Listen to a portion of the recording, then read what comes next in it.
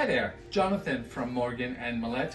Today we're going to go over a job that we just received. It's a part-time housekeeper position, pretty much cleaning, laundry, no cooking, no running errands. They have other staff for that.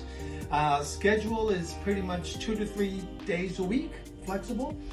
Benefits after employment after 6 months. So if all goes well, they will make an offer, hire you permanently, and then you get the benefits.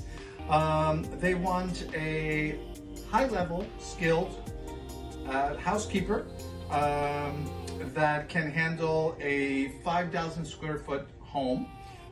They already have other housekeepers, so you'll be an extra pair of hands helping with the windows, deep cleaning, laundry. Like I said, no cooking, no errands.